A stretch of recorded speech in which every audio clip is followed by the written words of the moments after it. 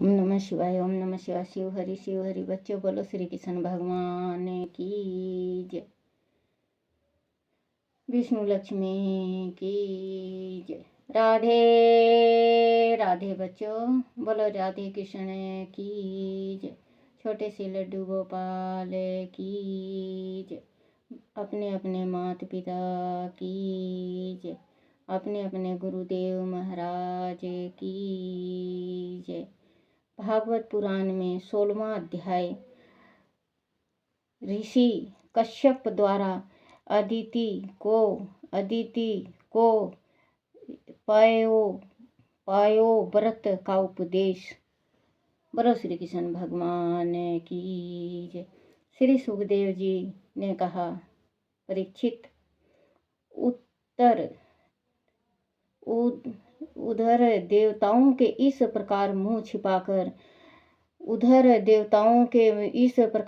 छिपाकर छिप जाने से देवताओं की माता अदिति को बड़ा दुख हुआ। वह उदास रहने लगी, किंतु जब अपनी समाधि पूरी करके उनके पति ऋषि कश्यप उनके पास आए और उन्हें उदास देखा तो उन्होंने पूछा, प्रिय गृहस्थल, आश्रम तो लोगों को योग का फल देने वाला है। इस आश्रम में रहकर धर्म, अर्थ और काम के सेवन में किस प्रकार का विघ्न नहीं पड़ता। गृहस्थल व्यक्ति के कर्म कांड भी उचित रीति से होते हैं, परंतु मैं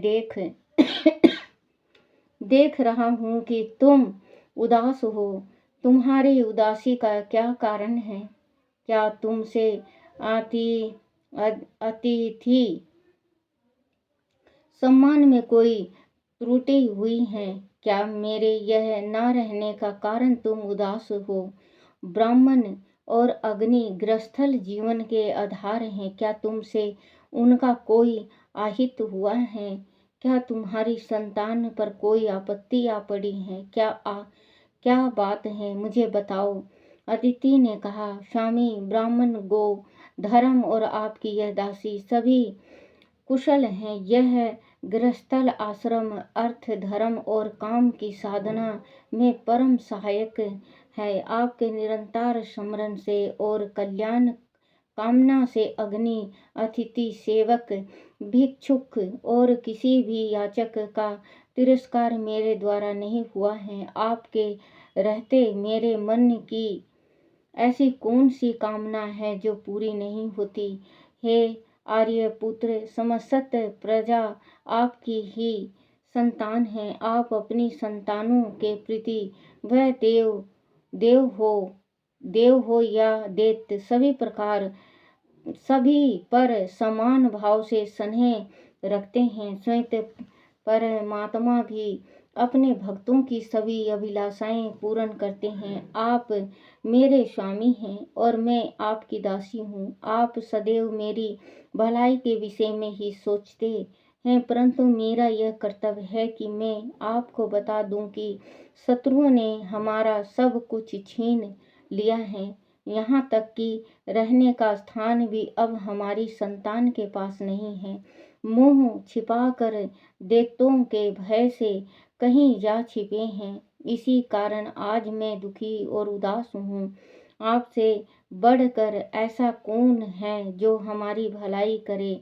इसीलिए स्वामी, आप सोच विचार कर अपने संकल्प से हमारे कल्याण के लिए कोई ऐसे उपाय करो जिससे मेरे पुत्र को उनकी कोई खोई हुई संपत्ति और राज मिले।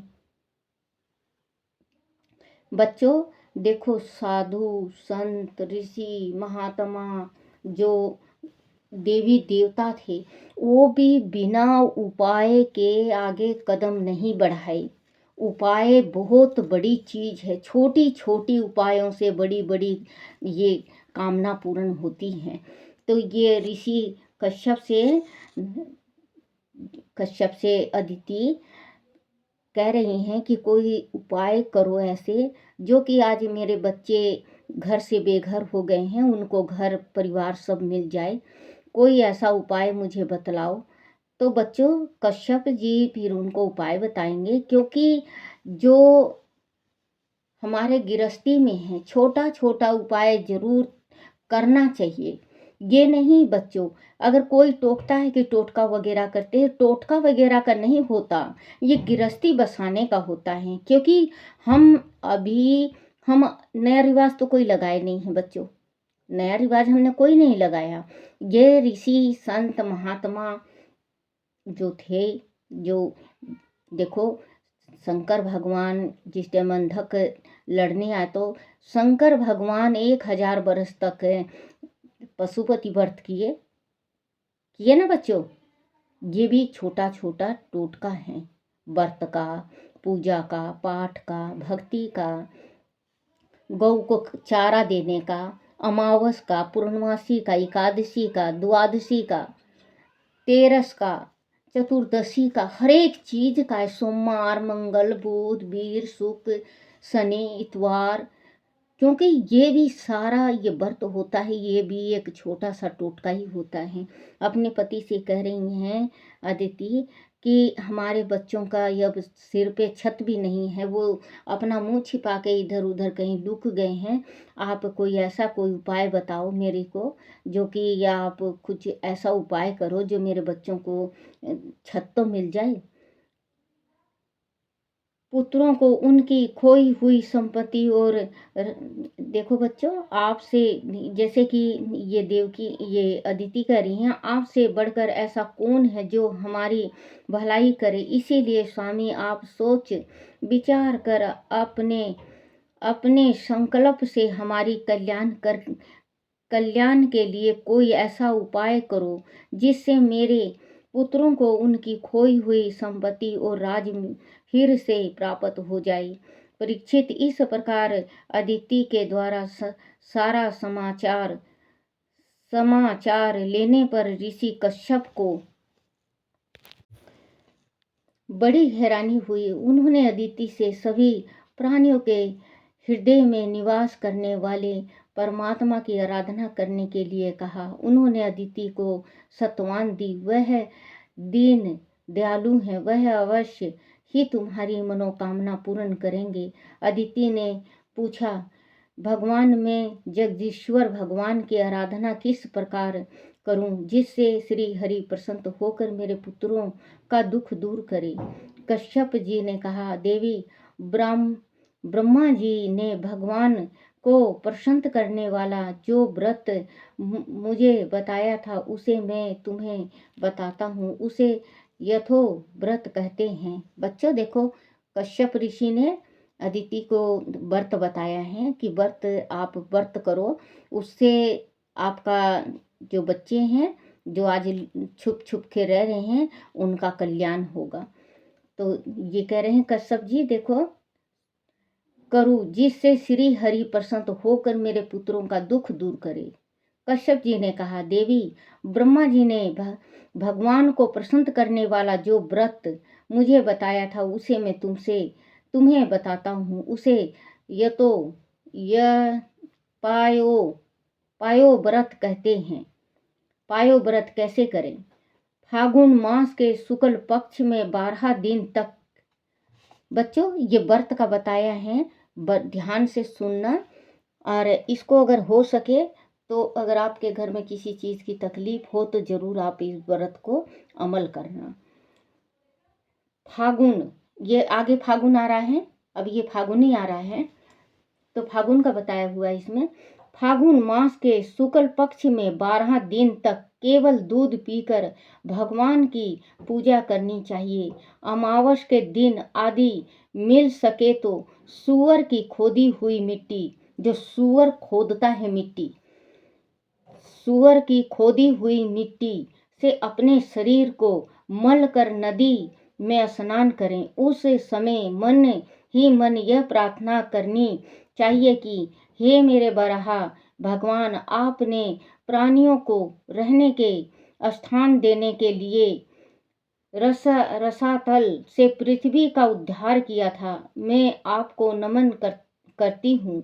आप मेरे पापों को नष्ट कर दें। प्रतिदिन अपने नित्य प्रीति के कार्य पूर्ण करके एक ग्रसचित्त होकर भगवान की मूर्ति, वेदी, सूर्य, जल, अग्नि और गुरुदेव की उपासना करनी चाहिए। भगवान से कहो कि प्रभु आप सर्वशक्तिमान हैं, अंतर्यामी और पूजनीय हैं। समस्त प्राणी आप में और आप सभी प्राणियों में निवास करते हैं, इसीलिए आपको वासुदेव कहा जाता है। आप समस्त चराचर जगत और कारणों के साक्षी हैं। मेरा आपको बारंबार नमस्कार है। प्रभु आप अव्यक्त भी हैं और सूक्ष्म भी हैं। प्रकृति और पुरुष में आप ही शीतल हैं। आप समस्त गुणों के ज्ञाता हैं। आप ही यज्ञ हैं और कर्म के दो सिर प्रायणित और उदानियत हैं। प्रत, मध्यम और साय, यह तीन समय आपके तीन चरण हैं। चार वेद आपके चार सिंह हैं। ज्ञात्री आदि 7 छंद ही आपके 7 हाथ हैं। यह धर्म में वृषभ रूप यज्ञ वेदों के द्वारा प्रतिपादित है और इसकी आत्मा आप स्वयं हैं। आप ही लोक कल्याणकारी शिव हैं और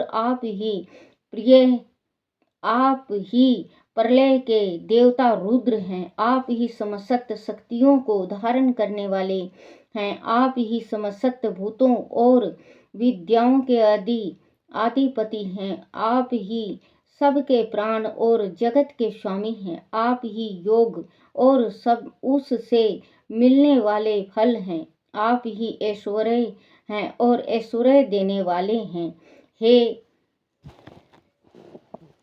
हे हिरण्य गर्भ, आप ही आदि देव हैं और सबके साक्षी हैं। आप ही नर नारायण ऋषि के रूप में प्रकट होने वाले भगवान हैं।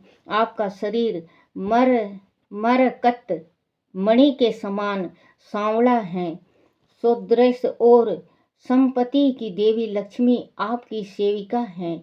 हे पीतंबर धारी केशव, आपको मेरा बारंबार नमस्कार है। ऐसा करके आचमन करें और सुगंध, धूप, दीप, माला आदि से भगवान की पूजा करें। उनकी मूर्ति को दूध से स्नान करा के स्वच्छ वस्त्र पहनाएं और आभूषणों से उनका श्रृंगार करें। दूध में पकाए हुए गुड़ और चावल का नैवेद्य लगाएं और पूजा के बाद उसे भक्तों में बांट दें।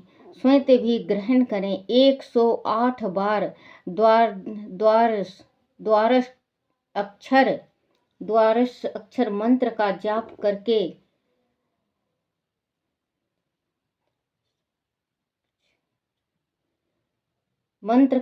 करके विभिन्न स्तुतियों से भगवान के गुणों को गाएं। दंडवत प्रणाम करके 2 ब्राह्मणों को यथोचित रूप से खीर आदि के साथ भोजन कराएं। उन्हें भोजन करें। उस दिन स्वयं भी भोजन करें। उस दिन पूर्ण ब्रह्मचार्य का पालन करें। जब तक व्रत पूरा न हो, पवित्र कह रूप से भगवान को दूध से स्नान करा के उनकी पूजा करें। वह व्रत पयोव्रती कहलाता है। इसमें प्रतिदिन हवन, पूजन और ब्राह्मण को भोजन कराना चाहिए। वह व्रत 12 दिन तक किया जाता है। इस व्रत के मध्यम ब्रह्मचर्य का पालन, पृथ्वी पर तीनों समय स्नान, सत्य का पालन, पापियों और पाप कर्मों से दूरी, सभी प्रकार के भोगों का त्याग, अहिंसा का पालन, अहिंसा का पालन और भगवान की आराधना निमित्त रूप से करनी चाहिए। फागुन शुक्ला फागुन शुक्ला प्रतिपदा से त्रयोदशी तक इसके करना चाहिए। मतलब एकम से बच्चों, जो अमावस के बाद, अमावस आज अमावस है, कल से जैसे एकम से पड़ुआ से व्रत चालू हो जाता है। इसका पालन और भगवान की आराधना निमित्त रूप से करनी चाहिए। फागुन शुक्ल प्रतिपदा से त्रयोदशी तक इसे करना चाहिए। त्रयोदशी के दिन विधि जानने वाले ब्राह्मण के द्वारा शास्त्रोक्त विधि से भगवान विष्णु को पंचामृत स्नान कराना चाहिए। उस दिन धन का संकोच छोड़कर भगवान की यथाशक्ति पूजा करनी चाहिए। दूध की खीर बनाकर भगवान को अर्पित करनी चाहिए। ब्राह्मणों को यथाशक्ति दान दक्षिणा देकर उन्हें संतुष्ट करना चाहिए। जो दिन जन ऐसे अवसर पर आ जाएं, उन्हें भी अन्न देकर संतुष्ट करना चाहिए। सभी को खिला पिला कर सबसे बाद में स्वयं भोजन करें। प्रिय, यह भगवान की श्रेष्ठ आराधना है। इसके करने से भगवान श्री हरि निश्चित रूप से प्रसन्न होते हैं और मनोकामनाएं पूर्ण करते हैं। तुम इस व्रत का अनुष्ठान करो, भगवान तुम्हारा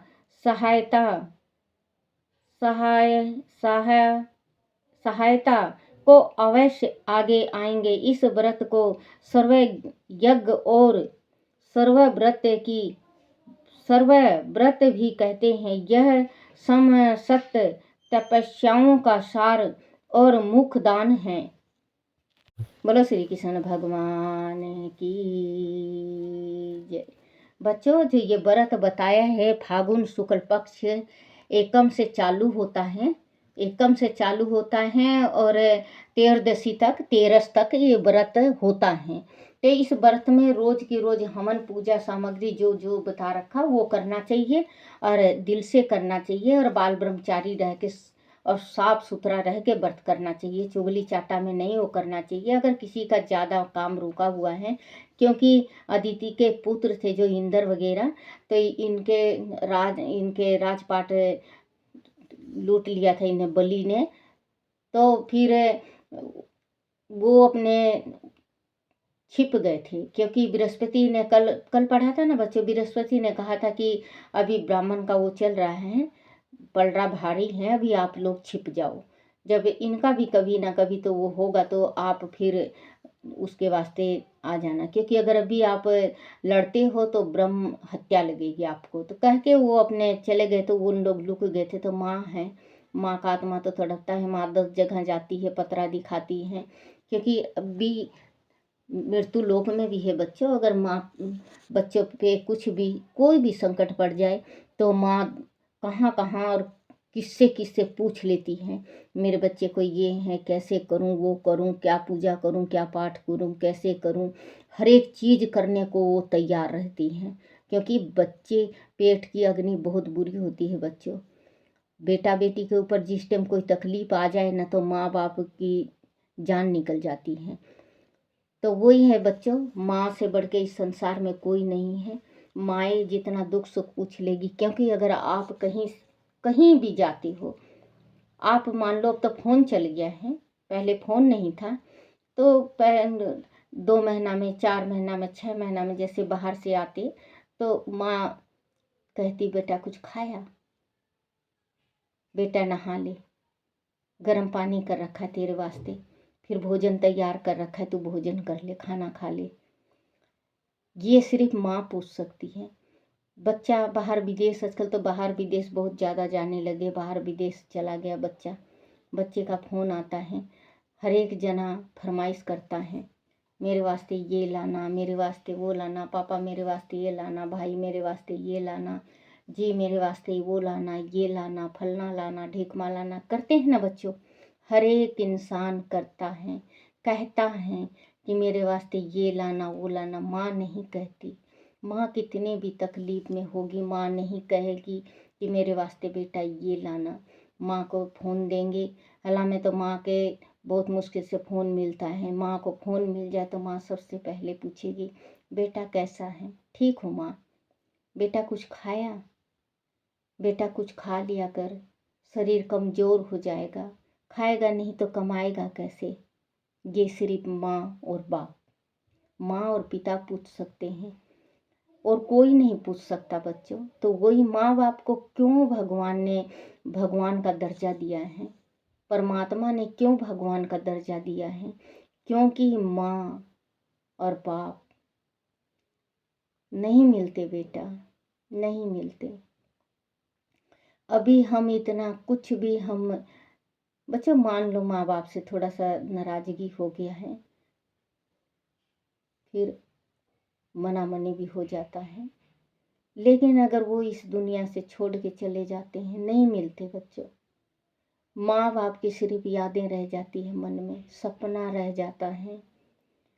वो यही सोचता है मेरी माँ ऐसी थी, मेरा बाप ऐसे थे, अगर अभी होते तो मैं ये करता, मैं वो करता। नहीं बच्चों, समय होते ही संभालो अपने माँ बाप को, समय होते संभालो। कल मर जाएंगे फिर संभाल के क्या करोगे? उनकी यादों को संभाल के क्या करोगे? जीते जी नहीं संभाल सके तो बच्चों जीते जी संभालो, उनकी तकलीफ पूछो। वो बीमार हैं तो उनका सेवा करो, वो भूखे हैं तो रोटी दो, दान करवाओ, पुण्य करवाओ, गंगा नवाओ। बच्चों जब तो आप कहते हैं माँ बाप को अगर मैं अपना चमड़ा पहरा दूं, जब भी उसका कर्ज नहीं उतरता, माँ बाप के नहीं उतरता बच्चों। क्योंकि ये जो काया है माँ का बाप का दिया हुआ है, ये धड़कन है माँ बाप के दिए हुए हैं। आज हम चल रहे हैं माँ बाप के बदौलत, आज हम पढ़े लिखे हैं तो माँ बाप के बदौलत, आज हम कुछ संसार में हमारा नाम है तो माँ पिता के बदौलत। कैसे भूल जाते हो बच्चों आप? कैसे उनको मंदिर के सीढ़ियों पे छोड़ आती हो, गंगा जी में छोड़ आती हो, वृद्धाश्रम में कैसे डाल देते हो? आप लोगों का दिल नहीं कांपता? आप लोगों का दिल नहीं थर्राता उस माँ के वास्ते जिस माँ ने अपने गर्भ में 9 महीना रखा, अपना खून पिला के आपको इतना बड़ा किया, और आप बड़ा होते ही अपने माँ को, कहीं कहीं तो सुनने में आता है बच्चों कि माँ को बेटा मारता पीटता है। देखो माँ को, उस माँ को क्या मारोगे बच्चों? उस कांदो को क्या मारना है? दीवार को कितना भी मार लो, दीवार बोलेगा नहीं। उस माँ को मार रहे हो आप कलंक लगा रहे हो अपने माथे में, आप अपना आगत बिगाड़ रहे हो बच्चों। चुटकी बजाते ही जिंदगी निकल जाती है, चुटकी बजाते ही पता नहीं चलता। आज 64 साल की 65 साल की उम्र हो गई है, कभी कभी मैं सोचती हूँ तो ये लगता है कल की बात है, और 64-65 लटक रहा है अब कब्र में पैर, क्योंकि पता नहीं चलता बच्चों कि उम्र किस टाइम निकल गई। फिर माँ बाप नहीं रहेंगे तो आप उनकी चाहे कुछ भी बड़ाई कर लो। कहते हैं ना, एक भजन है, कभी प्यासे को तुमने पानी पिलाया नहीं, अब हलवा खिलाने से क्या फायदा। माँ बाप को तुमने प्यार किया ही नहीं, अब पंडित जी माने से क्या फायदा। तू गंगा गया जमुना भी गया, तेरे दिल में ये कैसे ख्याल नहीं आया। कभी माँ बाप को मैंने गंगा नहाया नहीं, अब मेरे नहा फायदा, माँ बाप की सेवा किया ही नहीं, अब पंडित जी माने से क्या फायदा। क्योंकि माँ बाप जिस टाइम होते हैं आप लोग नहीं पूछते, उनके मरने के बाद पंडित के सामने हलवा, पूरी, खीर, कचौरी ये खाते थे पापा जी। आपकी बहू भी जो कभी फूटे आँख अपने सास ससुर को देख के राजी नहीं, उनके मरने के बाद, उनकी दौलत मिलने के बाद, उनकी बरसी में कहेगी पंडित के सामने, मेरे ससुर जी तो ये खाते थे खुश होके, आज तो मैं ये चीज़ बनाई हूँ। जीते जी बना के खिलाते, जीते जी उनकी सेवा करते। क्योंकि बच्चों, हाथ में रेत, जो मुट्ठी में रेत भरोगे फिसल जाएगी। ऐसे अपनी जिंदगी फिसल रही है, अपनी उम्र फिसल रही है। अभी भी समय है, संभल जाओ। आज आपके माँ बाप को तंग कर रहे हो, कल आप तंग होगे। क्योंकि जैसे बोओगे वैसे काटोगे, जैसे गड्ढा किसी के वास्ते खंदोगे वैसे तो गिरना पड़ेगा बच्चों। अगर आपको बुरी लगे मेरी आज की ये, तो मुझे माफ़ करना। बोलो शिव शंकर भगवान की जय, बोलो श्री कृष्ण भगवान की जय। सिम नारायण नारायण हरि हरि, सिम नारायण नारायण हरि हरि, तेरी लीला सबसे न्यारी न्यारी, हरि हरि सिम नारायण नारायण हरि हरि, सिमन हरि हरि। बोलो श्री कृष्ण भगवान की जय। अपने अपने गुरुदेव महाराज की जय।